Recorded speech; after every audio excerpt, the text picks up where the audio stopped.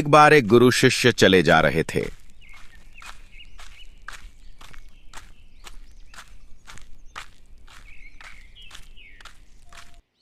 रास्ते में मछली पकड़ने वाला मछुआरा मछलियां पकड़ रहा था, ऐसे झाल डाल रहा था और बाहर निकाल रहा था मछलियां पकड़ने के लिए, और तड़फ तड़फ के मछलियां मर रही थीं और कुछ कांटे डाल रहा था। कांटे में कुछ मांस का छोटा टुकड़ा लगाकर कांटे से भी मछलियां पकड़ रहा था और वो खाने के लिए मछलियां उसमें फंस जाती थीं और वो उसे बाहर पटक देता था। पटकते ही वो तड़फ तड़फ के मर रही थी।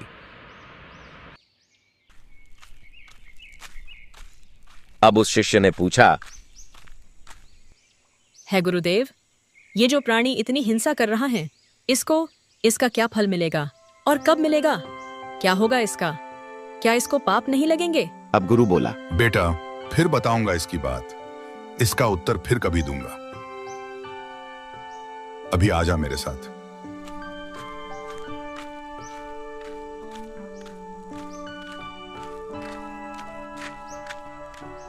फिर 5-10 बरस के बाद एक दिन क्या देखा कि एक हाथी का बच्चा उछल कूद मचा रहा था। उछल कूद मचाता मचाता वो 2 पेड़ों के बीच में फंस गया।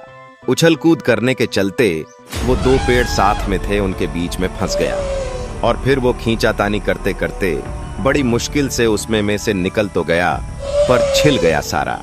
उसके ऊपर की खाल छील गई रगड़ खाने की वजह से और उसमें सारे में कीड़े पड़ गए।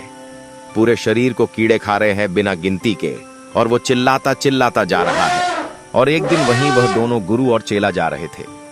अब उस शिष्य ने पूछा,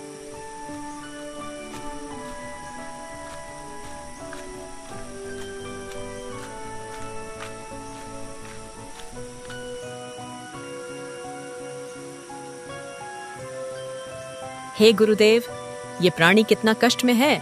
इस प्राणी का कौन सा ऐसा पाप है जो इसके आड़े आ गया है?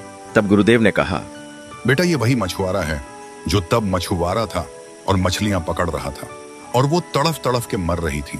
ये हाथी का बच्चा जो है, ये वो मछुआरा व्यक्ति हैं, और ये जो सारी वो मछलियां थी, वो अब ये कीड़े हैं जो अब उसको नोच नोच के खा रही हैं। इसलिए कबीर परमेश्वर जी कहते हैं, मनुष्य जन्म 84 लाख योनियों के बाद एक बार ही मिलता है।